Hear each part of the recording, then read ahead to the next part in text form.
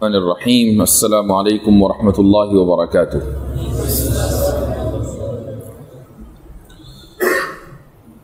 میرے لیے بڑی سعادت کی بات ہے کہ اس ادارے میں کہ جس سے میرا اور میرے خاندان کا قدیم تعلق رہا ہے یہاں حاضری ہوئی ہے اور متعدد بار حاضری ہوئی ہے بچپن سے اب تک۔ یہاں آنا اور پھر ان تاریخی درسگاہوں کی زیارت کرنا اور یہاں آپ حضرات کے درمیان موجود ہونا، یہ محض اللہ سبحانہ و تعالیٰ کا فضل اپنے اوپر سمجھتا ہوں اور دعا گو ہوں کہ اللہ سبحانہ و تعالیٰ دین کی خدمت کے لیے مجھے اور آپ سب کو قبول فرمائے۔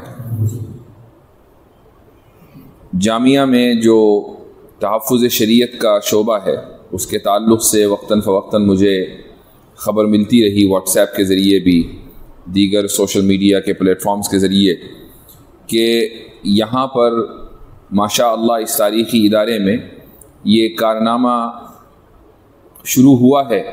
اور مجھے جس چیز سے بڑی خوشی ہوئی وہ یہ کہ یہاں طلباء نے نہ صرف یہ کہ ان موضوعات کے اوپر دلچسپی کا اظہار کیا بلکہ باقاعدہ سوالات بھی کچھ مرتب کیے ہیں جو میں نے ایک مرتبہ کسی نے فارورڈ کیے، تو وہ بہت بڑی تعداد میں سوالات تھے۔ ماشاءاللہ سوال کرنا نصف علم ہے اگر صحیح سوال کر لیا جائے۔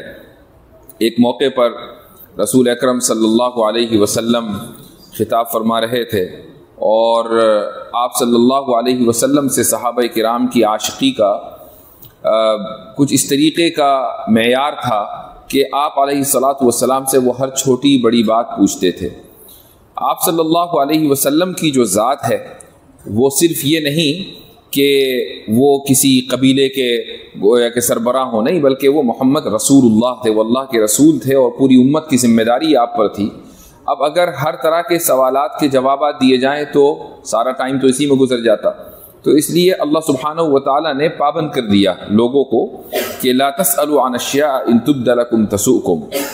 آپ صلی اللہ علیہ وسلم پر یہ آیت نازل ہونے کی وجہ یہی رہی کہ سوالات بعض مرتبہ ایسے آتے تھے کہ جن کا علمی یا علوم نبوت سے کوئی تعلق براہ راست نہیں تھا۔ مثلا ایک صحابی نے یہ سوال کیا کہ یا رسول اللہ من ابی، میرا باپ کون ہے؟ تو آپ صلی اللہ علیہ وسلم اس وقت ناراضگی میں تھے اور کثرت سوال سے، تو آپ نے فرمایا کہ تیرا باپ فلاں ہے۔ اور یہ چیز مدینے کے معاشرے میں کسی کو معلوم نہیں تھی، تو جب آپ صلی اللہ علیہ وسلم نے پبلک میں یہ بتا دیا کہ اس شخص کا باپ فلاں ہے تو ظاہر ہے کہ ماں کو تو برا لگنا تھا۔ یہ ایک ایسی چیز تھی جو چھپی ہوئی تھی زمانہ جاہلیت سے، تو ماں نے اپنے بیٹے سے یہ کہا کہ تو نے آج مجھے اس طریقے سے رسوا کیا کہ کسی بیٹے نے اپنی ماں کو اس طرح رسوا نہیں کیا ہوگا۔ تو اس واقعے سے یہ پتہ چلتا ہے کہ سوال کر لینا صحیح طریقے سے یہ بھی ایک طرح کا فن ہے اور آدھا علم ہے۔ تو اگر آپ کے پاس سوالات کی ایک لسٹ مرتب ہے اور آپ ان سوالات کے اوپر کام کر رہے ہیں، تو جب آپ اس میدان میں، عملی میدان میں سامنے آئیں گے، لوگوں کا سامنا کریں گے، تو انہی میں سے کچھ نہ کچھ سوالات ٹکرائیں گے۔ جب امتحان آتا ہے تو ہم پرچہ حل کرتے ہیں پہلے ہی۔ ہمارے زمانے میں دارالعلوم دیوبند میں اس کا رواج تھا کہ بھئی چلو پرچے حل کر لو۔ تقریباً 20-25 سال کے پرچے تو ہم حل کر لیا کرتے تھے، تو اس میں سے 2-3 سوال آ جاتے تھے۔ تو اگر آپ کے پاس 1000-1500 سوالات ہیں اور آپ ان پر تیاری کر رہے ہیں تو انہی میں سے آنا ہے کچھ نہ کچھ۔ اب صرف یہ بات رہ جاتی ہے، علم تو آ گیا، اب یہ رہ جاتا ہے کہ آپ اس سوال کا جواب کیسے دے رہے ہیں، پریزنٹیشن کیسی ہے۔ اس وقت جو دور ہے وہ چیخنے چلانے کا نہیں ہے، یعنی دنیا جن مقررین کو پسند کرتی ہے وہ اس لیے نہیں کرتی ہے کہ وہ بہت چیختے ہیں چلاتے ہیں، بلکہ اس لیے پسند کرتی ہے کہ ان کے یہاں کانٹینٹ یعنی مواد ملتا ہے۔ تو اگر آپ اپنے کانٹینٹ کو، اپنے مواد کو صحیح طریقے سے عمدہ الفاظ کے ساتھ پیش کرنے میں مہارت رکھتے ہیں اور عصری تقاضوں کے ساتھ کے مطابق مثالیں پیش کرنے میں مہارت رکھتے ہیں، تو آپ کی بات سنی جائے گی، سمجھی جائے گی اور مؤثر ہوگی۔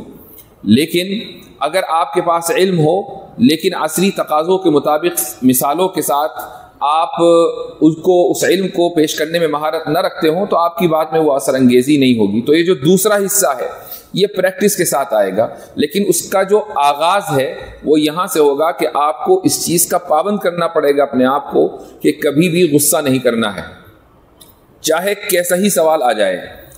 اس کا مطلب یہ نہیں ہے کہ آپ اپنی رگ حمیت کو قربان کر دیں اور غیرت کو ختم کر دیں، ایسا نہیں ہے، بلکہ بعض مرتبہ یہ ضروری ہو جاتا ہے کہ حمیت دکھلائی جائے اور غیرت کا مظاہرہ کیا جائے، خصوصاً ایسے موقع پر کہ جب رسول اکرم صلی اللہ علیہ وسلم کی شان میں کوئی شخص گستاخی کرنے لگے. تو اب یہاں گفتگو بند کر دینی چاہیے. یہ بھی قرآنی کا حکم ہے کہ ایسے لوگوں کے ساتھ اٹھنا بیٹھنا ہی نہیں ہے کہ جو آپ صلی اللہ علیہ وسلم کی شان اقدس میں گستاخی کریں. تو گفتگو یہاں بند ہو گئی. لیکن اگر سامنے والا اس اصول کی پابندی کر رہا ہے کہ وہ اس وقت وہ آپ سے گفتگو کرنے میں دلچسپی رکھتا ہے، آپ کے خلاف دلیلیں دیتا ہے، وہ آپ کا رد کر رہا ہے، گستاخی نہیں کر رہا ہے، تو آپ اس کو برداشت کریں اور اس کو اس وقت تک جواب دیتے رہیں جب تک آپ کو یہ لگے کہ میرے جواب دینے سے سامنے والے کو فائدہ ہے. ہم الحمدللہ اس کے اوپر عرصے سے عمل پیرا ہیں اور خدا کا شکر ہے کہ ایک بڑی تعداد غیر مسلموں کی ہمیں سنتی ہے اور الحمدللہ ان میں سے بہت سے لوگوں کو اس سے فائدہ بھی ہوتا ہے. اور جس چیز کا وہ اعتراف کرتے ہیں برملا، وہ چاہے میری ذات سے متعلق ہو یا ہمارے ساتھ دیگر افراد ہیں، ہمارے عاصم افتخار صاحب یہاں موجود ہیں اور بھی دیگر حضرات ہیں، وہ یہ کہ بھائی یہ لوگ ناراض نہیں ہوتے، یہ لوگ غصے میں نہیں آتے، یہ لوگ ہماری بات سن لیتے ہیں. جب یہ ماحول آپ دیں گے تو سامنے والا خود آ کر آپ کے دین کے تعلق سے سمجھنے کی کوشش کرے گا. اس کی ایک حصی مثال لیجئے. تصور کیجئے کہ آپ نے ایک دکان کھولی ہے اور اس دکان میں آپ نے کچھ پروڈکٹس رکھے جن کو آپ کو فروخت کرنا ہے. اب اس کے دو طریقے ہیں. ایک طریقہ تو یہ ہے کہ آپ گھر گھر جائیں اور اعلان کریں کہ بھائی ہمارے یہاں دکان میں فلاں فلاں چیزیں بکتی ہیں اور آپ آئیں اور اس کو لیں. ہو سکتا ہے کہ آپ 100 دروازوں کو کھٹکھٹائیں گے تو 1 یا 2 آدمی ان چیزوں میں انٹرسٹ دکھائیں گے اور خرید لیں گے.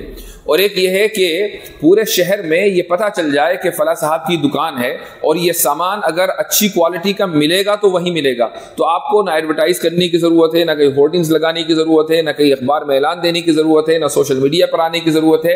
اشتہار کے لیے لوگ خود بخود جوق در جوق آپ کی دکان پر آئیں گے اور پروڈکٹس لیں گے. تو یہ ایک حصی مثال ہے.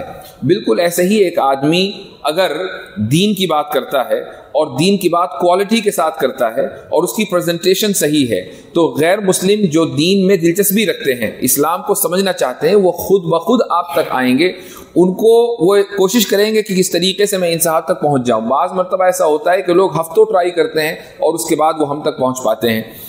اور اگر کوئی شخص ایسا ہے کہ جو علم رکھتا ہے لیکن پریزنٹیشن ویسی نہیں ہے تو پھر وہ لاکھ کوشش کرے وہ غیر مسلموں تک نہیں پہنچ سکتا. تحفظ شریعت کا مطلب صرف یہ نہیں ہے کہ شریعت کے اوپر جو اعتراضات آئیں آپ ان اعتراضات کا جواب دے دیں. تحفظ شریعت کا مطلب یہ بھی ہے کہ آپ دوسرے لوگوں تک شریعت کو پہنچائیں، وہ لوگ کہ جو شریعت کے تعلق سے ناواقفیت یا جہالت کی بنا پر شریعت پر اعتراض کرتے ہیں. جب آپ نے شریعت کو ان تک پہنچا دیا اور اس کی اصلی صورت حال میں اور اچھے انداز میں پہنچا دیا تو وہ اعتراضات کبھی بھی ان کے ذہنوں میں جنم نہیں لیں گے. میری خواہش یہ ہے، اور دارالعلوم دیوبند میں گزشتہ 1-1.5 مہینے سے دارالعلوم دیوبند کے طلبہ تقریباً روزانہ ہی عصر کے بعد ہمارے مکتبہ دارالکتاب پر آتے ہیں، اور میں اس خواہش پر ماشاءاللہ میں عمل پیرا ہوں کہ طلبہ کے ساتھ انٹریکشن ہو، یعنی طلبہ کے ساتھ گفتگو ہو، ان کے سوالات سنے جائیں، کچھ ہمارے ذہن میں جو بات ہے وہ کی جائے. تو گزشتہ 1.5-2 مہینے سے جب میں دیوبند میں ہوتا ہوں روزانہ ہی عصر کے بعد یا مغرب کے بعد طلبہ کی ایک تعداد آتی ہے اور ان سے گفتگو ہوتی ہے. تو میری خواہش یہاں بھی یہی ہے کہ جو حضرات اس شعبے میں ہیں یا شعبے میں نہیں ہیں لیکن ان موضوعات کے اوپر دلچسپی رکھتے ہیں، فکری موضوعات پر، ان کے ذہن میں اگر کوئی بات ہے تو وہ یہاں رکھیں اور انشاءاللہ میری کوشش ہوگی کہ آپ کے سوال کا جواب دیا جائے انشاءاللہ تعالی. تو اب آپ کی ٹرن ہے، ہاتھ اٹھائیے اور سوال کیجئے انشاءاللہ. جی گزشتہ مرتبہ آپ سے ایک مرتبہ ابھی مذاکرہ ہوا تھا دیوبند میں، تو آپ نے کہا تھا کہ ارتداد کا ایک بڑا سبب مینٹل ٹراما ہے. تو اب آگے یہ پوچھنا ہے کہ اگر کسی کے بارے میں تشخیص ہو گئی کہ اس کے ارتداد کے پیچھے مینٹل ٹراما کا سبب کار فرما ہے تو اس کا علاج کیا کیا جائے؟ جی ہاں، سوال یہ ہے کہ ہم نے ایک موقع پر نہیں بلکہ متعدد مواقع پر اور تجربے کی بنیاد پر یہ بات کہی ہے کہ ارتداد کا ایک بڑا سبب، بلکہ میں کہتا ہوں کہ 60 to 70% مرتدین مینٹل ٹراما کی وجہ سے ارتداد اختیار کرتے ہیں اور دین چھوڑ دیتے ہیں۔ وہ کوئی بھی دین ہو، یعنی وہ ضروری نہیں ہے کہ اسلام ہو، یہودیت ہو، عیسائیت ہو، کوئی بھی مذہب ہو، وہ مینٹل ٹراما کی وجہ سے چھوڑتے ہیں۔ 60 to 70% کیسز اس طرح کے ہیں۔ یہ ایک رف ایسٹیمیٹ ہے۔ رف ایسٹیمیٹ کا مطلب یہ نہیں ہے، یہ ہے کہ ہم ایک جتنے لوگوں سے گفتگو کا موقع ملتا ہے ان میں سے ایک تعداد، بڑی تعداد ہمیں اس طرح کی ملتی ہے۔ ہم نے کوئی سروے نہیں کیا، ہمارے پاس کوئی پختہ ڈیٹا نہیں ہے، لیکن بہرحال صورتحال یہی ہے کہ اکثریت ان لوگوں کی ہوتی ہے۔ مینٹل ٹراما کا کیا مطلب ہے؟ مینٹل ٹراما کا مطلب یہ ہوتا ہے کہ بچپن میں یا نوجوانی کے دنوں میں کوئی واقعہ اس شخص کی زندگی میں ایسا ہو گیا کہ جس نے اس کے ذہن کے اوپر بہت زیادہ منفی نتیجہ مرتب کیا ہے۔ مثلا کسی کی ماں کا انتقال ہو گیا، کسی کے باپ کا انتقال ہو گیا، کوئی ایکسیڈنٹ اس نے دیکھ لیا۔ ابھی 1 سال پہلے میرا انگلینڈ جانا ہوا اور وہاں پر ایک علاقے میں گیا، ایک عالم تھے، وہ مجھے اپنے علاقے میں لے کر گئے، بریڈ فورڈ میں۔ تو بریڈ فورڈ میں ایک ہی خاندان کے 3 نوجوان، تینوں مرتد ہوئے۔ ان میں سے 2 مدرسے کے فارغ تھے اور ایک حافظ تھا۔ تو میں نے ان سے پوچھا، اتفاق سے وہ پڑوسی میں رہتے تھے اور میری تقریر تھی اس شہر کی مسجد میں، وہ تقریر میں بھی موجود تھے اور تینوں مرتد۔ تو مجھے بتایا گیا کہ یہ تینوں مرتد ہیں اور آپ کی تقریر میں موجود تھے۔ تو میں نے صاحب سے پوچھا کہ بھئی ارتداد قبول کرنے کے باوجود یہ مسجد میں نماز پڑھنے بھی آتے ہیں اور بیانات میں بھی بیٹھ رہے ہیں؟ تو مجھے بتایا گیا کہ والد چونکہ بہت سختی کرتے ہیں اور وہ زبردستی ان کو لے کر آتے ہیں، اور والد کی شرط یہ ہے کہ اگر میرے گھر میں رہنا ہے تو 5 نمازیں مسجد میں ادا کرنی ہوں گی۔ تو 1 سال سے یہ نماز پڑھنے آتے ہیں، خود بتاتے ہیں کہ ہم وضو وغیرہ نہیں کرتے ہیں، نماز یہاں پڑھ رہے ہیں آ کر، والد کی وجہ سے شرط پوری کر رہے ہیں تاکہ گھر کا سایہ ملتا رہے، سائبان ملتا رہے۔ غرض یہ ہے کہ ان تینوں کے تعلق سے میں نے معلومات حاصل کی کہ آخر کیا وجہ رہی کہ مدرسے کے ماحول میں 1 سال مسجد میں آ رہے ہیں، علماء کے بیانات سن رہے ہیں، لیکن اثر نہیں ہو رہا ہے۔ کیا وجہ ہے؟ کوئی نہ کوئی واقعہ ان کی زندگی میں ایسا ہوا ہوگا۔ تو تحقیق کرنے سے پتہ چلا کہ چند سال پہلے یہ تینوں اپنے کسی کزن کے ساتھ کہیں جا رہے تھے اور راستے میں ایکسیڈنٹ ہوا، اور اس بری طریقے سے ہوا کہ کزن کی موقع پر ہی ہلاکت ہو گئی، اور اس طرح ہوئی کہ باڈی کو پہچاننا مشکل ہو گیا۔ یہ تینوں اس کے عینی شاہد ہیں۔ تو ان میں سے ان تینوں بچوں کے اوپر ان کے ذہن پر بڑا اثر پڑا، اور یہ کویشچن کرنے لگے، سوال کرنے لگے اپنے آپ سے کہ آخر ایسا کیوں ہوا؟ اللہ تعالیٰ کو اگر موت ہی دینی تھی اس بندے کو تو اس بری طریقے سے کیوں دی؟ یہاں سے یہ سوال، ہلکا سا ایک سوال ذہن میں جنم لیتا ہے شیطان کے وسوسے سے، اور پھر یہ مینٹل ٹراما کی شکل اختیار کر لیتا ہے، اور یہاں سے پھر تشکیک کا سفر شروع ہوتا ہے، اور ایک انسان یہ سوال کرنے لگتا ہے کہ اگر اللہ تعالیٰ اتنا رحم کرنے والا ہے تو پھر آخر اس نے انسان کو اس طریقے سے مصیبت میں مبتلا کیوں کیا؟ یہ مینٹل ٹراما کا مظہر ہے، اس کا اظہار اس طریقے سے ہوتا ہے۔ اب اس کا علاج کیا ہے؟ آپ اس کو کتنی ہی دلیلیں دیں، یہ جو واقعہ میں نے آپ کو بتایا ہے کہ بھئی تینوں بھائی ہیں، تینوں مسجد میں آ رہے ہیں، فجر کی نماز بھی پڑھ رہے ہیں اور بیانات بھی سن رہے ہیں، اثر نہیں ہو رہا ہے۔ اس کی وجہ کیا ہے؟ اس کی وجہ یہ ہے کہ جو علاج ان کو ملنا چاہیے وہ علاج ان کو نہیں ملا۔ آپ لاکھ دلیلیں دیں گے، وہ دلیلیں ان کے اوپر اثر انگیز نہیں ہوں گی۔ ان کا علاج یہ ہے کہ ان کے اس مینٹل ٹراما کو نکالا جائے۔ یہ کون کرے گا؟ یہ کرے گا ماہر نفسیات، چونکہ یہ نفسیاتی مسئلہ ہے تو ماہر نفسیات یہ کام کرے گا۔ اب ہمارے ساتھ جو مسئلہ ہے وہ یہ ہے کہ ہمارے پاس ماہرین نفسیات موجود نہیں ہیں، اور جن ممالک میں ہم رہتے ہیں یعنی مثلا برطانیہ، امریکہ وغیرہ، یہاں ماہرین نفسیات مسلم موجود ہیں، لیکن ان کو لائسنس اسی شرط پہ ملتا ہے کہ آپ دین کی کوئی بات نہیں کریں گے، جیسے ہی وہ دین کی بات کریں گے لائسنس منسوخ ہو جاتا ہے۔ تو وہ ایسی کوئی بات کر ہی نہیں سکتے۔ مان لیں اگر کسی ماہر نفسیات کے سامنے یہ والا کیس آئے اور اس کو پتا ہو کہ یہ تینوں بھائی اس لیے مرتد ہوئے ہیں چونکہ یہ ایک مینٹل ٹراما سے گزرے ہیں، تو وہ کبھی بھی یہ تشخیص نہیں کریں گے۔ تو ماہرین نفسیات کا ہونا بھی ہمارے درمیان ضروری ہے، اور اگر علماء اس فن کو اسلامی اصولوں کے مطابق حاصل کریں، یہ شرط ہے، اسلامی اصولوں کے مطابق حاصل کریں تو اس سے بڑا فائدہ ہے، اور ایسے بہت سے لوگ کہ جو ارتداد یا الحاد کا شکار ہوئے ہیں واپس آ سکتے ہیں۔ بلکہ اس سے آگے بڑھ کر میں یہ کہوں گا کہ اس دور میں جب آپ عملی زندگی میں قدم رکھیں گے اور خصوصاً شہروں میں ہوں گے تو آپ کے سامنے ایک اور فتنہ آئے گا ارتداد کے علاوہ، وہ ہے LGBT کا مسئلہ۔ اور LGBT کا مسئلہ 100 کے 100%، اس میں 99% بھی نہیں بات ہے، 100 کے 100% یہ دماغی خلل سے کی بنیاد پر ہوتا ہے۔ لیکن ان افراد کو کہ جو LGBT سے متاثر ہیں، یعنی اس کمیونٹی سے تعلق رکھتے ہیں، اپنے آپ کو گے کہتے ہیں، لیسبین وغیرہ وغیرہ، یہ اس بات کو ماننے کے لیے تیار نہیں ہوتے کہ کوئی نفسیاتی مسئلہ ہے۔ اور کوئی بھی ماہر نفسیات دنیا میں، مغربی ممالک میں، جس دن یہ کہہ دے گا کہ آپ کو نفسیاتی مسئلہ ہے، اسی دن اس کی پریکٹس ختم ہو جائے گی، لائسنس ختم ہو جائے گا، اور یہاں پر بھی ایسا ہی آگے چل کر ہوگا۔ تو ماہرین نفسیات کا علماء میں ہونا بھی ضروری ہے تاکہ آگے آنے والے جو مسائل ہیں ان کا حل، ان کی پیش بندی کی جا سکے۔ تو جیسا علاج، جیسا مرض ہے ویسا ہی علاج ہے، دلیل کے ذریعے ایسے لوگوں کا علاج نہیں ہوتا، ایسا علاج ماہرین نفسیات کرتے ہیں۔ جی، اب یہ تو مفتی صاحب ہی بتائیں گے۔ اتفاق سے یہ ہوا کہ جب میں گاڑی میں بیٹھا جہاز سے اتر کر تو مفتی صاحب کا میسیج آیا کہ بات کرنی ہے، تو میں ابھی تک جواب بھی نہیں دے سکا۔ لیکن یہ بات ضرور ہے کہ وہ چونکہ اس میدان میں ماشاءاللہ اختصاص رکھتے ہیں تو ان کی بھی اس طرح کے مدارس میں ورکشاپس ہونی چاہیے۔ جی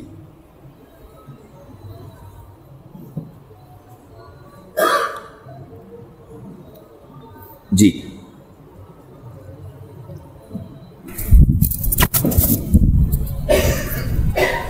کیا مذہب اور سائنس کے درمیان ٹکراؤ ہو سکتا ہے؟ اور جو لوگ یہ سمجھتے تو ان کی غلطی کہاں ہوتی ہے؟ سوال یہ ہے کہ کیا مذہب اور سائنس کے درمیان ٹکراؤ ہو سکتا ہے؟ یہ اس بات پر موقوف ہے کہ آپ سائنس کو کیا درجہ دیتے ہیں۔ اگر آپ نے سائنس کو یہ درجہ دیا کہ سائنس کے پاس ہر مسئلے کا اور ہر موضوع پر گفتگو کا حق ہے تو پھر یقیناً ٹکراؤ ہوگا، چونکہ آپ نے سائنس کو اس کا جو ایک سکوپ ہے، اس کا جو میدان کار ہے، اس سے نکال دیا۔ مثلا سائنس کا میدان کار یہ طبیعیاتی دنیا ہے، یہ فزیکل ورلڈ ہے کہ یہ دنیا کیسے چل رہی ہے، سورج نکلتا ہے کیسے نکلتا ہے، چاند طلوع ہوتا ہے تو کیسے طلوع ہوتا ہے، وغیرہ وغیرہ۔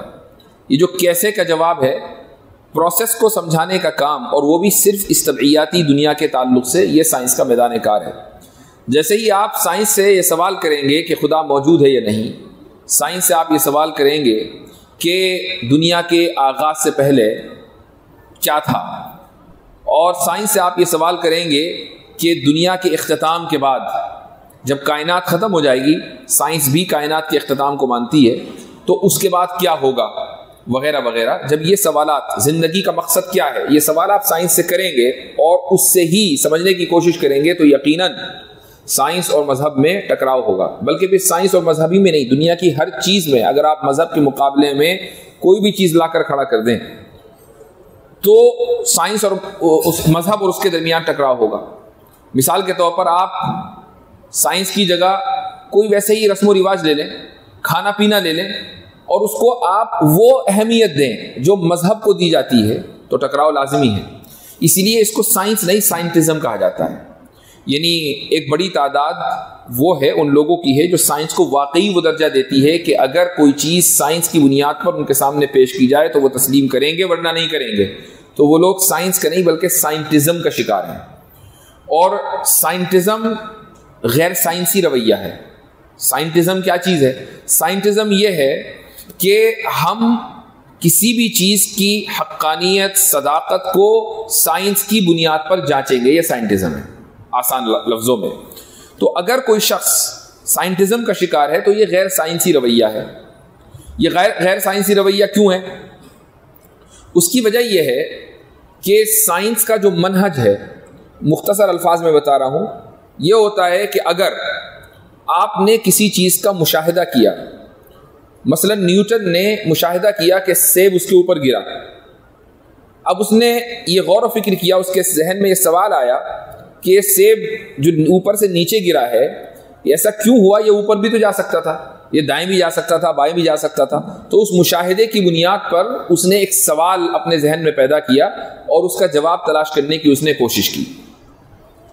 جب سوال اور جواب کا مرحلہ اس کے ذہن میں چل رہا تھا تو اس نے ایک ہائپوتھیسس کریٹ کی. ہائپوتھیسس کو کہتے ہیں مفروضہ. ایک مفروضہ اس نے کریٹ کیا گریویٹی کا کہ کشش ثقل ہے. اس کے بعد اس نے مختلف چیزوں کو لے کر تجربات کیے اور تجربات کرنے کے بعد ڈیٹا کلیکٹ کیا. ڈیٹا کلیکٹ کرنے کے بعد ڈیٹا انالیسس کیا. ڈیٹا انالیسس کے بعد پھر ایک تھیوری سامنے آئی. ٹھیک ہے, کوئی بھی سائنسی تھیوری اسی طریقے سے بنتی ہے کہ پہلے مشاہدہ ہوتا ہے, اس کے بعد پھر ہائپوتھیسس یعنی مفروضہ بنتا ہے, اس کے بعد تجربات ہوتے ہیں, ڈیٹا کلیکشن ہوتا ہے, ڈیٹا انالیسس ہوتا ہے اور اس کے بعد پھر تھیوری بنتی ہے. اس کا مطلب یہ ہوا کہ اگر کوئی بھی چیز اس منہج سے ہٹے گی تو وہ سائنسی نہیں ہے, اس منہج کے مطابق ہی وہ سائنسی ہوگی.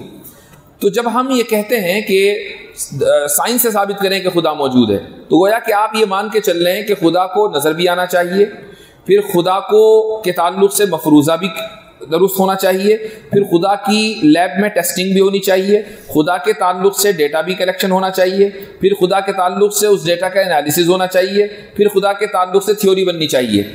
اور یہ ساری کی ساری باتیں غلط ہیں. کیوں؟ چونکہ بنیاد ہی درست نہیں ہے. بنیاد کیا ہے؟ مشاہدہ. اور خدا قابل مشاہدہ نہیں ہے. یعنی یہ ہماری کمی ہے, خدا کی کمی نہیں. یہ پورا مسئلہ شرح عقائد میں رویت کے تعلق سے آپ لوگ پڑھ چکے ہوں گے جو یہ کتاب پڑھ چکے ہیں. تو جب آپ سائنس کی بنیاد پر خدا کے وجود کو سمجھنے کی کوشش کریں گے تو گویا کہ یہ سائنٹزم ہے, اور یہ سائنٹزم غیر سائنسی منہج, غیر سائنسی رویہ ہے. ہاں, سائنٹزم اور مذہب کے درمیان ٹکراؤ ہے چونکہ سائنٹزم مطلقاً غلط ہے. جی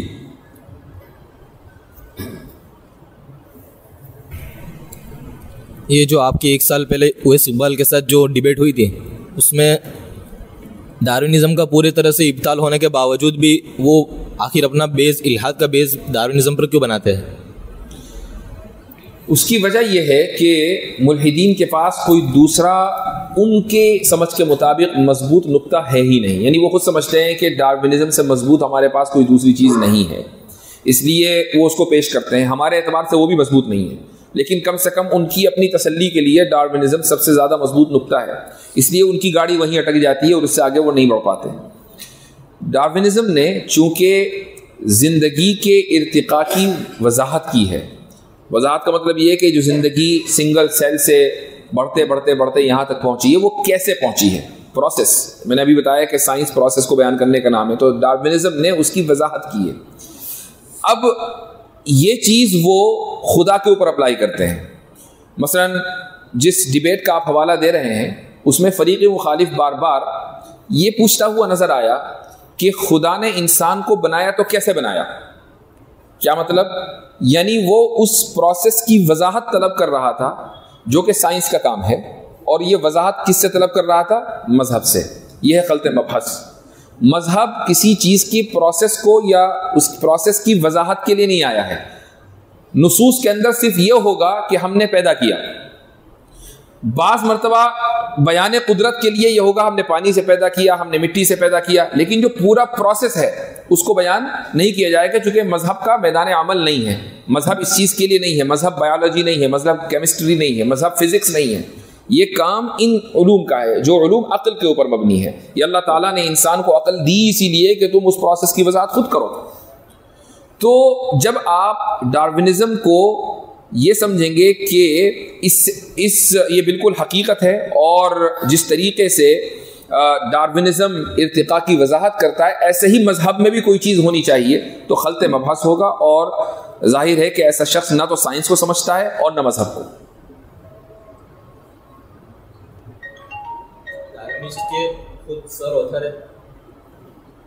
خود اس کو کہا کہ یہ ایک ثابت نہیں ہے. اس کے دوبارہ بولیں, ڈارونسٹ کے جو خود ڈارونسٹ ہے سر اوتھر, ہاں, تو وہ بھی کہہ رہے ہیں کہ یہ کوئی ثابت شدہ نہیں ہے. اس کے باوجود بھی دیکھیں ڈارونین ایوولوشن کے تعلق سے یہ کہا جاتا ہے کہ ابھی تک کی یہ سب سے زیادہ قابل قبول تھیوری ہے کہ جو لائف کی ارتقاء کی وضاحت کرتی ہے.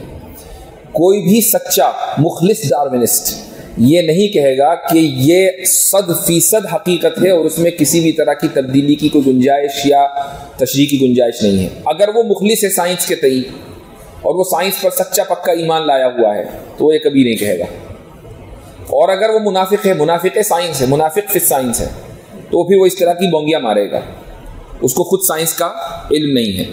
تو ارتقاء کے تعلق سے، ڈاروینی ارتقاء کے تعلق سے یہ مانا جاتا ہے کہ ابھی تک کی تاریخ میں ارتقاء کی وضاحت اس سے بہتر کوئی دوسرا نظریہ نہیں کرتا. اس کا مطلب یہ ہے کہ اس کی گنجائش ہے کہ ہو سکتا ہے کہ کل کو کوئی دوسری تھیوری آ جائے جو اس سے بہتر وضاحت کر سکے ارتقاء کی. جی غیر ملحد سے مباحثے کا طریقہ کیا ہوگا، طریقہ کار کیا ہوگا؟ غیر ملحد سے، غیر مسلم سے، ملحد سے مباحثے کا طریقہ کار کیا ہوگا؟ ملحد سے مباحثے کا طریقہ کار کیا ہوگا، یہ بہت عام سوال ہے اور یہ اس پر موقوف ہے کہ ملحد نے سوال کیا کیا ہے. لیکن ایک اصول ذہن میں رکھیے گا کہ ملحد کسے کہتے ہیں؟ ملحد کہتے ہیں منکر خدا کو، جو خدا کے وجود کا قائل نہیں ہے. وہ آپ کے پاس آتا ہے اور ادھر ادھر کے اعتراض وہ کرے گا. مثال کے طور پر وہ یہ کرے گا کہ اگر خدا قادر مطلق ہے اور رحمان ہے تو اس نے ایک بچے کو کیوں مارا، یا تو وہ قادر مطلق نہیں ہے، رحمان نہیں ہے، وغیرہ وغیرہ. یہ اعتراض کس پر ہوا؟ یہ اعتراض خدا کی صفات کے اوپر ہوا. یا مثلاً وہ اعتراض کرے گا قرآن کریم کے اوپر کہ قرآن کریم کی فلاں آیت سائنس کے خلاف ہے، فلاں آیت عقل کے خلاف ہے، وغیرہ وغیرہ. یہ اعتراض کس پر ہوا؟ خدا کے کلام کے اوپر. ہمارا جو منہج ہونا چاہیے، جو طریقہ کار ہونا چاہیے، وہ یہ کہ یہ سارے مباحث بات کے ہیں کہ خدا کی صفات ہیں یا نہیں، اور اگر ہیں تو کیسی ہیں، خدا کے کلام میں کوئی ایرر ممکن ہے یا نہیں، اگر نہیں تو کیوں نہیں. یہ سارے مباحث بات کے ہیں. پہلے تو خدا کے وجود کے اوپر گفتگو ہوگی نا. یعنی اگر آپ سورج کے وجود کے قائل نہ ہو اور یہ کہیں کہ سورج کی دھوپ کمرے میں آئے گی یا نہیں آئے گی، تو اس شخص کو احمقی کہا جائے گا کہ بھئی جب تم سورج کے وجود ہی کے قائل نہیں ہو تو دھوپ پر بات کرنے سے کیا فائدہ. تو جب ایک شخص خدا کے وجود ہی کا قائل نہ ہو تو پھر اس کو یہ حق نہیں ہے کہ وہ صفات کے اوپر اعتراض کرے، اس کو یہ حق نہیں ہے کہ وہ کلام الہی کے اوپر اعتراض کرے. ہاں چاہے وہ الزامی طور پر تھوڑی دیر کے لیے یہ مان لے کہ ہاں چلو ٹھیک ہے میں نے تسلیم کر لیا خدا موجود ہے، اب آگے بڑھیں. آپ اگر ہمارے مکالمے سنیں گے ملحدین کے ساتھ تو ہم شروعات یہیں سے کرتے ہیں کہ پہلے وجود پر بات ہوگی. ہم اس سے چاہے اعلیٰ سبیل تسلیم یہ کہلوا لیں کہ ہاں خدا موجود ہے، پھر ہم آگے بڑھتے ہیں، اس کے بغیر ہم آگے نہیں بڑھتے. اور ہم اس چیز کو فضول سمجھتے ہیں کہ قرآن کریم کی حقانیت پر کسی ملحد کے ساتھ گفتگو ہو جبکہ ہم یہ جانتے ہوں کہ وہ منکر خدا ہے. تو یہ بنیادی اصول یاد رکھیے گا.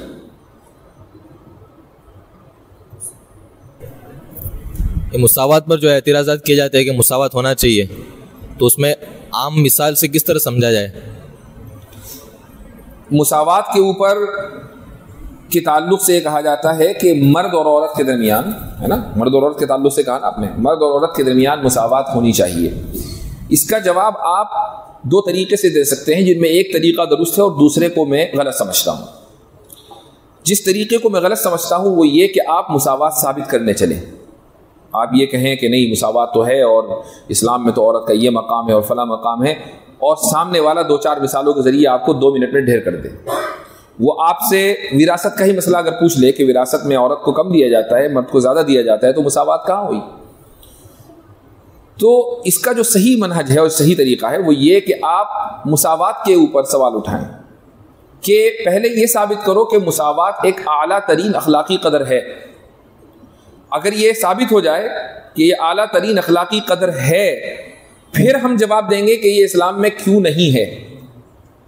لیکن پہلے مرحلہ یہ ہے کہ آپ یہ ثابت کریں کہ اخلاقی اعتبار سے تمام مرد اور عورت کے درمیان ہر پہلو میں، ہر ذمہ داری میں مساوات ہونی چاہیے. پہلے اس کو ثابت کر دیا جائے اور صبح قیامت تک وہ اس کو ثابت نہیں کر پائیں گے. چونکہ اصل مساوات نہیں ہے، اصل عدل ہے، اور عدل کے لیے دو چیزوں کا یکساں ہونا ضروری نہیں ہے. دو چیزیں اگر مختلف ہیں تو ظاہر ہے کہ دونوں کو مختلف طریقے سے ہی ٹریٹ کیا جائے گا. یعنی اب اگر آپ اس ڈیسک کے اوپر پانی رکھا ہوا ہے، پانی کا گلاس رکھا ہوا ہے، اور اس میں اس کے نیچے ڈیسک رکھی ہوئی ہے، دونوں چیزیں الگ الگ ہیں، لیکن اگر آپ دونوں کو یکساں ٹریٹ کریں تو کبھی پانی کے اوپر، پانی کے گلاس کے اوپر ڈیسک بھی رکھ دیا کریں. اس کا الٹا بھی تو ہونا چاہیے نا پھر، لیکن اس کا الٹا کبھی نہیں ہوتا.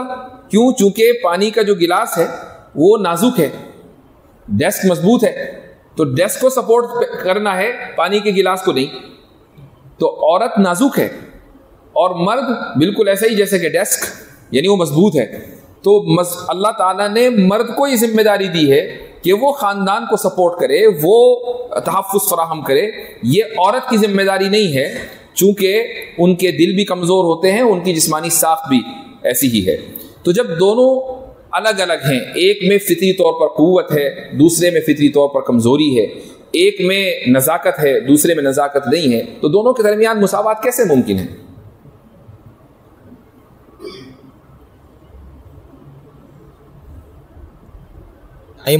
ٹائم سپیس، اس کے متعلق کچھ مختصر سمجھا جائے تو اعتراض کرنے والے پر سمجھایا جائے. اعتراض پورا ذکر کیجیے. اگر کسی نے اشکال کر دیا کہ ٹائم اور سپیس کے متعلق، تو اس میں مختصر انداز سے کس طرح سمجھا جائے؟ نہیں، اس نے کیا اعتراض کیا؟ خدا نے ٹائم کو بنایا یا سپیس کو بنایا یا ٹھیک. سوال تخلیق کے اوپر ہوا. سوال دیکھیں عام طور سے یہ ہوتا ہے، اسی لیے میں جب سوال لیتا ہوں تو کوشش کرتا ہوں کہ سوال کی تنقیح پہلے ہو. اگر میں سوال سنتے ہی جواب دینے لگوں گا تو یا تو وہ جواب سائل کی توقع کے مطابق نہیں ہوگا یا غلط ہوگا. اس لیے میں نے بار بار آپ سے پوچھا کہ نہیں سوال پورا کریں. تو سوال کی تنقیح پہلے کر لیتے ہیں. یہاں سوال یہ ہو سکتا ہے ٹائم اور خدا کے تعلق سے کہ ٹائم کی تخلیق سے پہلے کیا خدا کسی وقت میں تھا یا نہیں؟ ایک تو یہ سوال ہو سکتا ہے. اگر وہ وقت میں تھا تو پھر ٹائم قدیم ہے، مخلوق نہیں ہے. اور اگر وہ قدیم ہے تو پھر یہ تعدد قدمہ ہے، اور تعدد ذوات قدیمہ توحید کے خلاف ہے. تعدد صفات قدیمہ توحید کے خلاف نہیں ہے، تعدد ذوات قدیمہ توحید کے خلاف ہے. اور ظاہر ہے کہ ٹائم صفت خداوندی نہیں ہے. یہ اعتراض ہو سکتا ہے. اگر یہی اعتراض مقصود ہے آپ کا تو پھر میں اس کا جواب دوں. اس کے علاوہ کوئی دوسرا اعتراض ہے تو اس کی وضاحت کریں. یہی ہے، تکلف میں تو نہیں کہہ رہے. تو ٹائم کو ہم ایک شے مانتے ہیں، اور والشیء عندنا هو الموجود. امام تفتازانی رحمہ اللہ یہ فرماتے ہیں کہ الشیء عندنا هو الموجود. اشاعرہ کے نزدیک شے موجود کو کہتے ہیں. معدوم کے اوپر شے کا اطلاق مجازی ہوتا ہے، حقیقی نہیں ہوتا. تو زمان شے ہے اور زمان خدا نہیں ہے.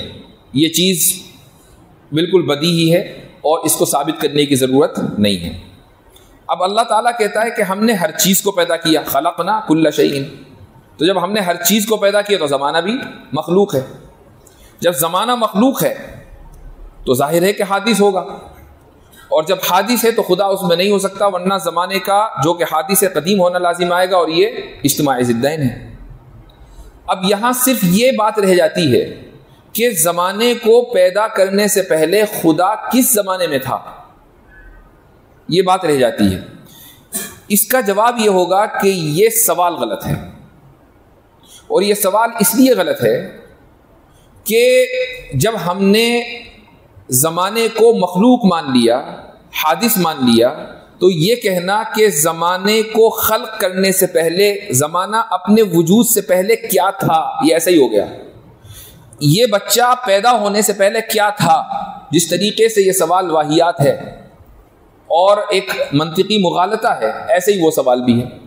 یہ سوال ذہنوں میں اس لیے جنم لیتا ہے کہ ہم انسان خدا کی ذات اور صفات کے تعلق سے جب غور کرتے ہیں تو ہماری مثال ایسی ہے جیسے کنویں کا مینڈک، کہ مینڈک کنویں کے باہر کی دنیا سے واقف نہیں ہے. وہ سمجھتا ہے بس یہی کل کائنات ہے، وہ اس کی باہر کی دنیا کو سمجھ ہی نہیں سکتا۔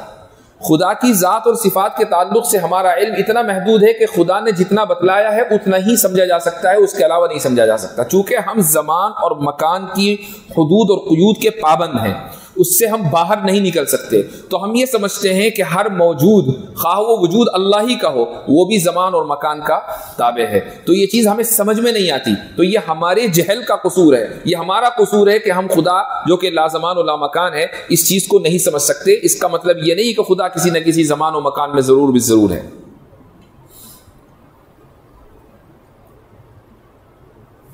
نظریاتی جنگ کے رد عمل میں، اس کے مقابلے میں، اگر ہماری طرف سے یہ ہو انسٹا یا ایکس پر کوئی پوسٹ کی جائے جس میں اوپر منوسپورتی یا جو ان کے احکامات ہیں اس کو ذکر کیا جائے اور نیچے ہماری شریعت اس کے کمپیریزن میں جو ہے اس کو مینشن کیا جائے، تو یہ کیا؟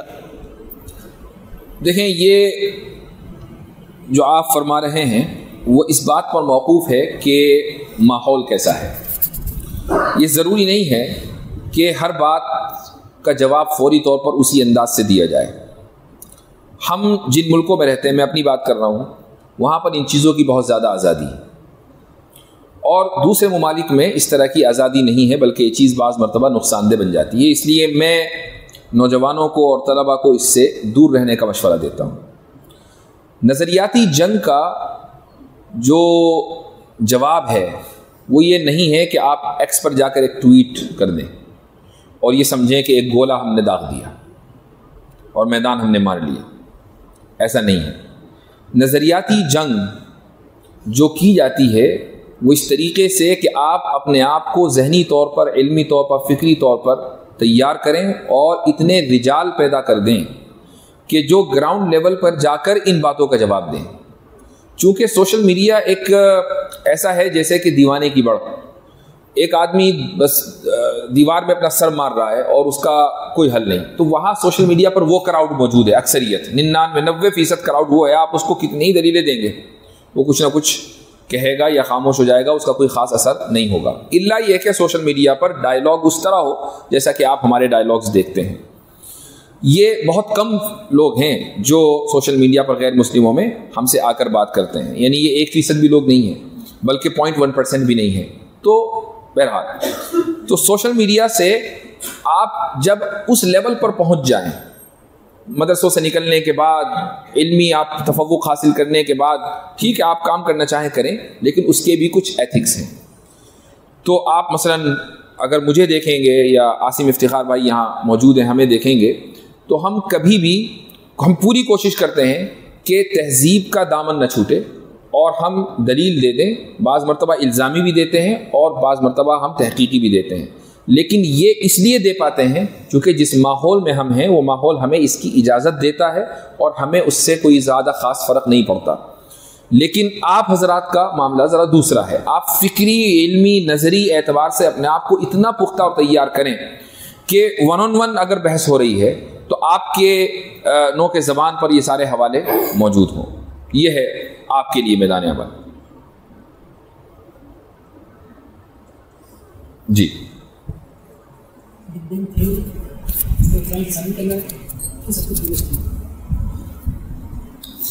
بگ بینگ تھیوری کو قرآن سے ثابت کرنا کس حد تک درست ہے؟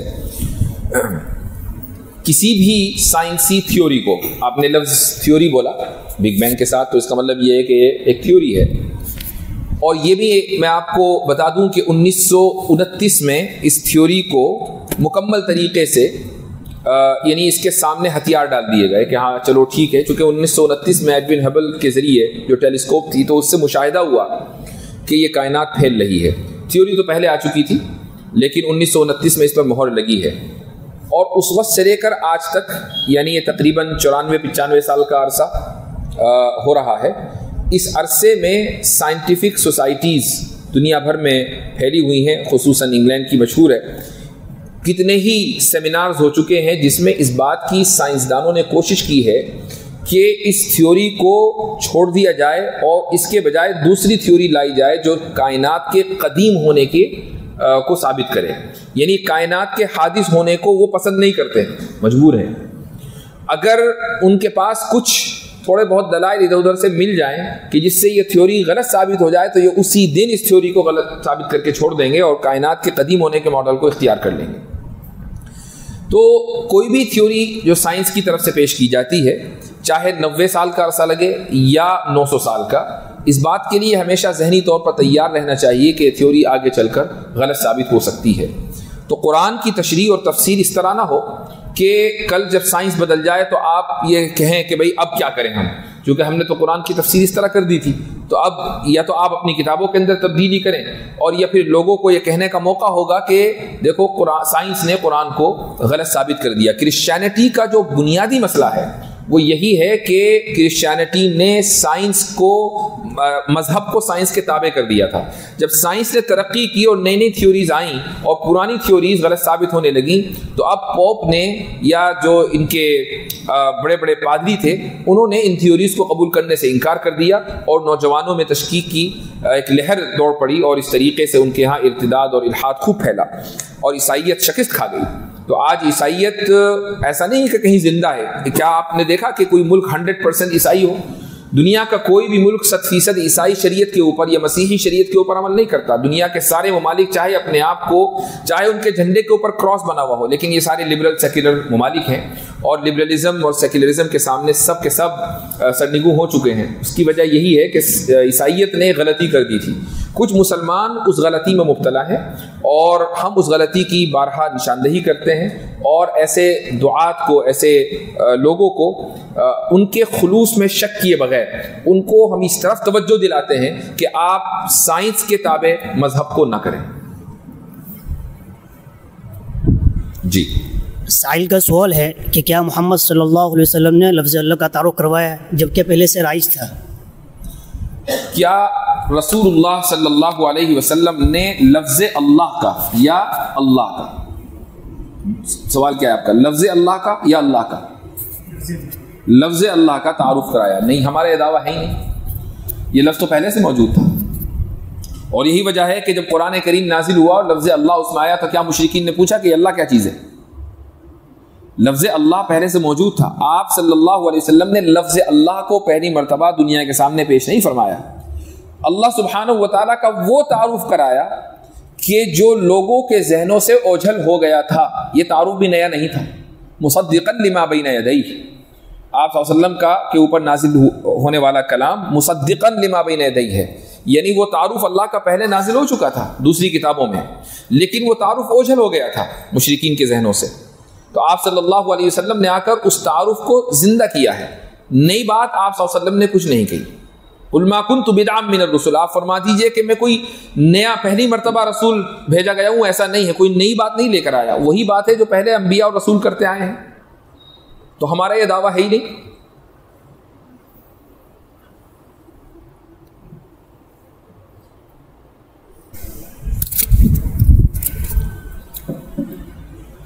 ہم ایک مسلمان دوسرے مسلمان کو اللہ تعالیٰ کے وحدانیت اور رزاقیت کو بتلاتا ہے کہ اللہ تعالیٰ رازق ہے، مالک ہے وغیرہ، لیکن اگر ایک غیر مسلم ہم سے سمجھنا چاہے کہ اللہ تعالیٰ کیا ہے تو اس کو کس طرح سمجھانا چاہیے؟ اگر کوئی غیر مسلم یہ سوال کرتا ہے کہ اللہ تعالیٰ کا تعارف کرایا جائے تو ہم کیسے اللہ کا تعارف کرائیں؟ اللہ نے اپنا تعارف جس طریقے سے کرایا ہے اس سے بہتر اللہ کا تعارف ہم نہیں کرا سکتے، اور وہ تعارف سورہ اخلاص میں ہے کہ قل هو اللہ احد اللہ الصمد۔ یہ جو لفظ صمد ہے یہ اہم ترین لفظ ہے، اور یہ اگر آپ نے غیر مسلم کو سمجھا دیا تو باقی ساری چیزیں خود بخود حل ہو جاتی ہیں۔ سمد کا مطلب کیا ہوا کہ وہ اس میں بہت ساری چیزیں، ایک سمندر ہے، وہ غنی ہے، محتاج نہیں ہے، کسی چیز کے اوپر موقوف نہیں ہے، ساری دنیا اس کے اوپر موقوف ہے۔ جب آپ نے یہ کانسیپٹ دے دیا کہ وہ ایک ہے اور وہ کسی پر موقوف نہیں ہے اور ہر چیز اس کے اوپر موقوف ہے، تو پھر وہ یہ ثابت کرنا کہ وہ رزاق ہے، وہ غفور ہے، وہ رحیم ہے، وہ کریم ہے، وہ غفار ہے، قہار ہے، یہ ساری صفات ثابت کرنا بہت آسان ہو جاتا ہے۔ خالق ہے، یہ ثابت کرنا بہت آسان ہو جاتا ہے۔ تو خدا کا تعارف جس طرح خدا نے خود سورہ اخلاص میں پیش کیا ہے اس سے بہتر کوئی دوسرا تعارف نہیں ہے۔ اچھا، غیر مسلموں کا کیا مسئلہ ہے؟ غیر مسلموں کی الگ الگ کیٹیگریز ہیں۔ مثلا ایک کیٹیگری وہ ہے جو یہ کہتی ہے کہ خدا کی اولاد ہے، تو خدا نے اسی صورت میں کہہ دیا کہ خدا کی اولاد نہیں ہے، لم یلد ولم یولد۔ اسی طریقے سے ایک کیٹیگری وہ ہے کہ جو یہ کہتی ہے کہ نہیں، خدا کو انسانیت کو تعلیم دینے کے لیے اس بات کی ضرورت ہے کہ وہ انسانوں کا روپ لے کر الگ الگ جنموں میں آئے اور اوتار بن کر لوگوں کے درمیان رہے۔ تو اس کا مطلب یہ ہوا کہ پھر خدا الصمد نہیں رہا، اللہ تعالیٰ نے اپنے لیے الصمد کا لفظ استعمال کیا ہے۔ تو دیکھیں دنیا میں جو غیر مسلم ہیں وہ دو ہی بڑی کیٹیگریز کے ہیں، یا تو یہ کہ وہ عیسائی ہیں، ان کی تردید ہو گئی لم یلد ولم یولد میں، یا پھر یہ کہ وہ مشرکین ہیں، ان کی تردید ہو گئی احد اور الصمد دو کے ذریعے۔ اور اسی طریقے سے احد ہونا خدا کے موجود ہونے کا بھی متقاضی ہے، جو چیز ایک ہوگی وہ موجود تو پہلے ہوگی نا، ایسا تو نہیں ہے کہ آپ نے ایک ہونے کو ثابت کر دیا لیکن اب وجود میں اٹک گئے کہ وجود کیسے ثابت کریں، یہ تو ممکن نہیں ہے۔ تو ان لوگوں کی بھی تردید ہو گئی جو خدا کے وجود کے منکر ہیں۔ تو اس مختصر صورت میں تمام طبقات غیر مسلموں کے ان کی تردید ہو جاتی ہے۔ اب اس کے اوپر موقوف ہے کہ ایک ایک لفظ کے آپ دلائل کیسے دے رہے ہیں، یہ آپ کے علم کے اوپر مبنی ہے۔ جی اس پر جو اس پہ ہے جو سوالات جی اس مسئلے کو اس میں کس طرح سمجھایا جائے جناب؟ جی حضرت فرما رہے ہیں کہ وَكَانَ عَرْشُهُ عَلَى الْمَاءِ کہ مسئلے کو کیسے سمجھایا جائے۔ آسمان و زمین کی تخلیق کے وقت جی تو اللہ تعالیٰ کا عرش پانی پر تھا، یہ لفظی ترجمہ ہے۔ ہم اشاعرہ اور ماتریدیہ صفات کے مسئلے میں تعویل کو جائز سمجھتے ہیں، اور یہ جائز سمجھنا اس لیے نہیں ہے کہ ہم سے مسئلے حل نہیں ہو رہے ہیں، بلکہ دلائل کی بنیاد پر اس کو جائز سمجھتے ہیں۔ تو اس آیت کا مختصر سا واضح سا جو مطلب ہے وہ یہ ہے کہ آسمان و زمین کی تخلیق سے پہلے جو کچھ بھی تھا، اگر زمین کی تخلیق سے پہلے پانی تھا تو خدا کا اقتدار پانی کے اوپر تھا۔ اب دیکھیے میں نے عرش کی جگہ لفظ اقتدار بولا، اب کسی کو اعتراض ہوا کہ اقتدار کہاں رکھا ہوا تھا، پانی کے اوپر رکھا ہوا تھا کہ پہاڑ کے اوپر رکھا ہوا؟ جو اقتدار رکھا ہوا نہیں ہوتا، اقتدار پانی پر تھا، پانی اللہ تعالیٰ کے زیر اقتدار تھا، زیر حکم تھا۔ پانی کو جب حکم ہوا تو پھر اس کے اوپر زمین بننی شروع ہو گئی، پانی بھی خدا کے حکم کے تابع تھا۔ اللہ تعالیٰ جب یہ کہتا ہے کہ الرحمن علی العرش استوى، تو اشاعرہ اور ماتریدیہ کا مطلب جو تشریح ہے اس کی وہ کیا ہے کہ اللہ تعالیٰ نے اس آسمان و زمین کی تخلیق کے بعد اپنے اقتدار کو اسٹیبلش کیا ہے کہ ہر چیز اب اس کے حکم سے ہے۔ یہ مطلب نہیں ہے کہ خدا کہیں عرش رکھا ہوا تھا وہاں چڑھ کر بیٹھ گیا، یہ مطلب نہیں ہے اس کا۔ تو ایسے ہی کان عرشہ علی الماء کہ اس کا عرش جو کہ اس کے اقتدار کی نشانی ہے، سب سے بڑی اس کا مظہر ہے، وہ پانی کے اوپر تھا، یعنی اس کا اقتدار پانی کے اوپر تھا۔ اب کوئی اعتراض نہیں ہوگا۔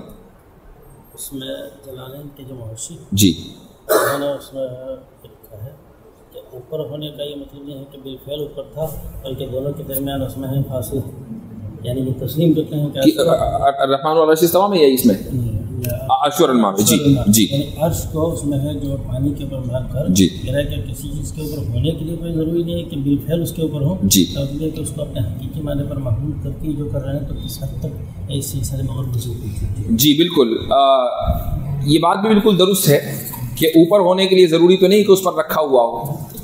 یہ بالکل ایسا ہی ہے جیسا کہ حدیث میں آیا کہ آپ صلی اللہ علیہ وسلم کا ارشاد ہے کہ سورج عرش کے نیچے جاتا ہے اور اجازت طلب کرتا ہے طلوع ہونے کی، اور اس کو اجازت ملتی ہے، اور ایک دن آئے گا اس کو اجازت نہیں ملے گی، وہ طویل حدیث ہے۔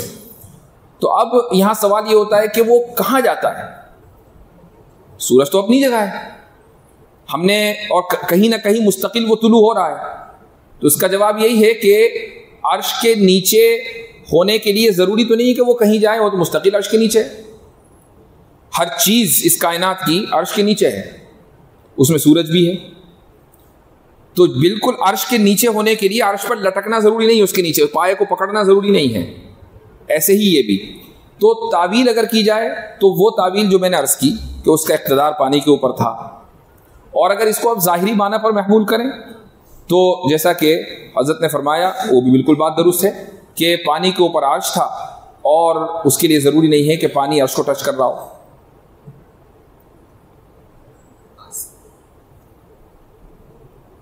آسمان کے بارے میں کہا کہ اوپر ہے، تو یہ ایسٹ اور ویسٹ میں بدل جائے گا نا؟ آسمان کیا چیز ہے، اس کے تعلق سے انتباہات مفیدہ میں بھی اچھا کلام ہے، نفیس کلام ہے، حضرت تھانوی رحمہ اللہ نے اس پر ذکر کیا ہے. یہ ذہن میں رکھیے کہ لفظ سماع کا جو لفظ آیا ہے قرآن میں یا نصوص میں، یہ مختلف معنوں میں استعمال ہوا ہے. ہر وہ چیز، کل ما علی، یہ آسمان ہے.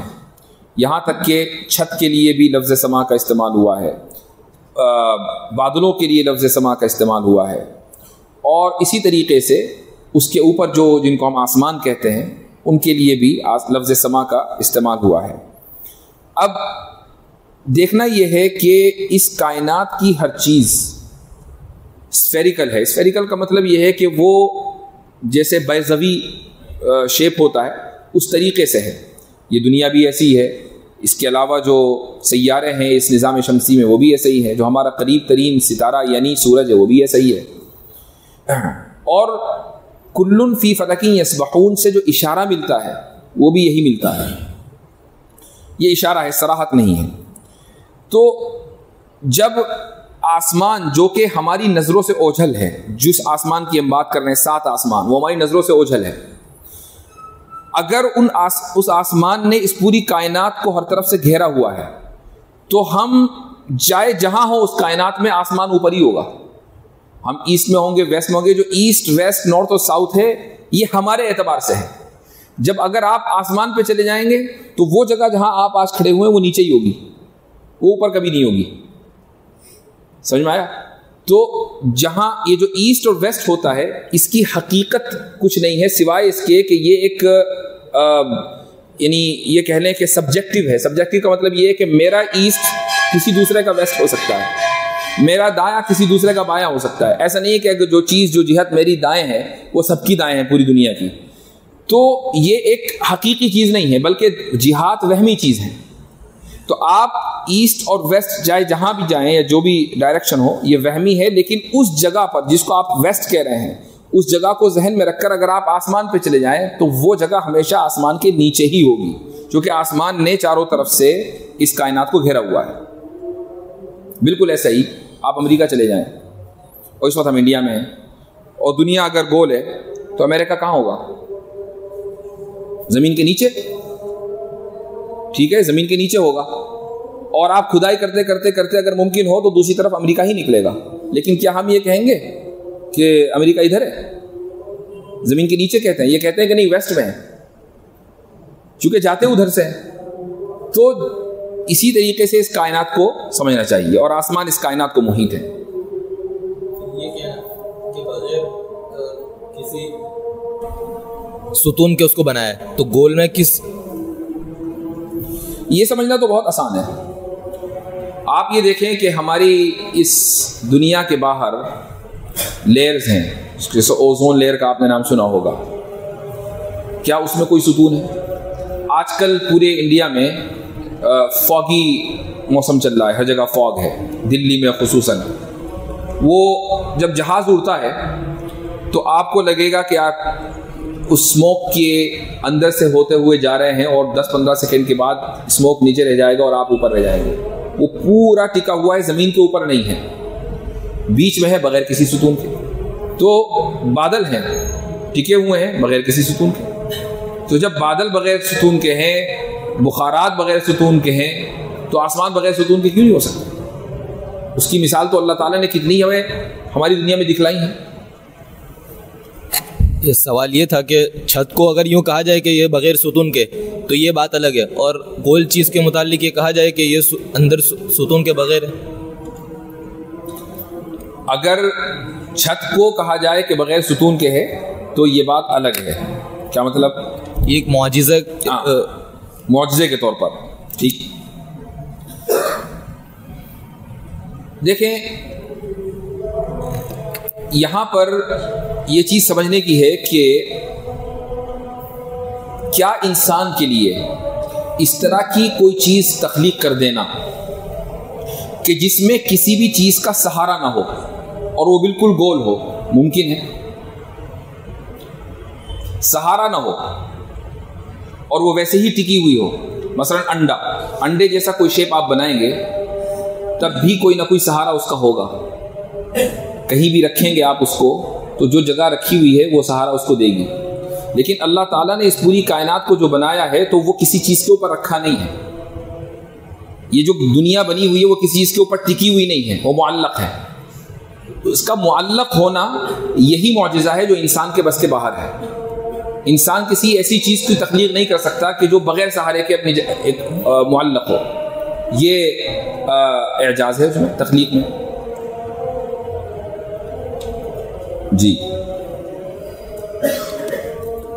اسلام کا مطالعہ کرنا چاہتا ہے اور قبول کرنا چاہتا ہے، پہلے کہتا ہے وہ تاکہ کرنے کا اپنی اسلام کو ضرور ہے، تو اس کے مطالعے کے لیے ہندی یا انگریزی میں کوئی کتاب. غیر مسلم کون ہے؟ اگر وہ شخص بت پرست ہے اور وہ چاہتا ہے کہ اسلام کا مطالعہ کرے، اور اس کے لیے بہترین کتاب، بلکہ میں عام طور سے جو کتاب ریکمینڈ کرتا ہوں وہ حضرت مولانا منظور نعمانی رحمہ اللہ کی کتاب اسلام کیا ہے. تو یہ کتاب اچھی ہے غیر مسلموں کے لیے، اور بنیادی اس کے اندر معلومات ہیں اور حکمت کے ساتھ یہ کتاب لکھی گئی ہے. اس کو بتایا جا سکتا ہے. جی پیچھے آپ کا بھی کوئی سوال تھا؟ جی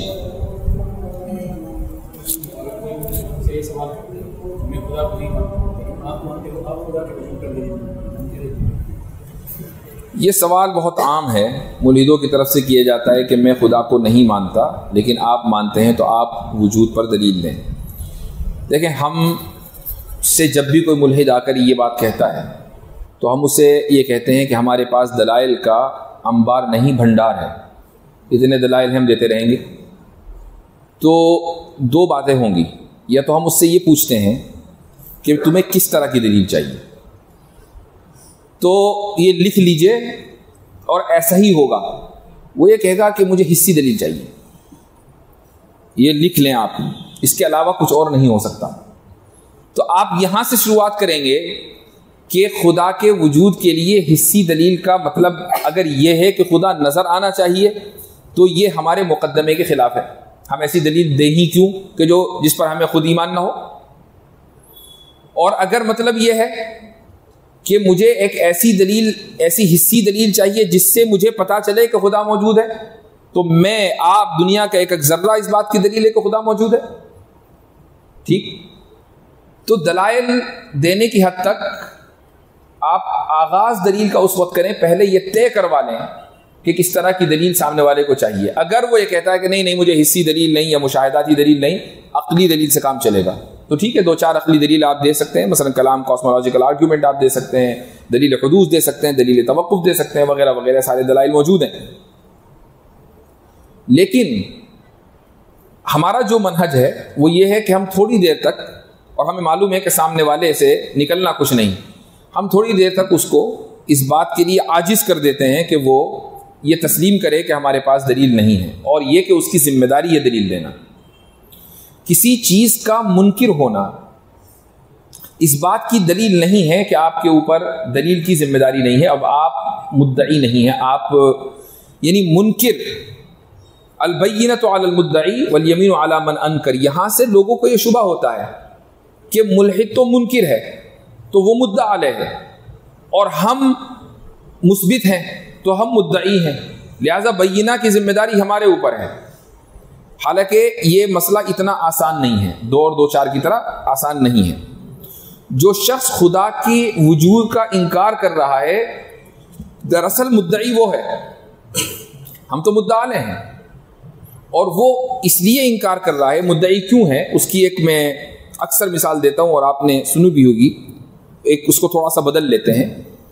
مثلا ہم اس درسگاہ کے اندر موجود ہیں اور ایک شخص یہ دعویٰ کرتا ہے کہ درسگاہ میں موجود نہیں ہے. میرے بارے میں کہتا ہے، آپ کے بارے میں کہتا ہے کہ نہیں درسگاہ میں موجود نہیں ہے، اور آپ درسگاہ میں موجود ہیں. تو دلیل کس کے اوپر ہے؟ اس کے اوپر کہ جو درسگاہ میں موجود ہے، یا اس کے اوپر جو یہ کہہ رہا ہے کہ درسگاہ میں موجود نہیں ہے جبکہ آپ موجود ہیں؟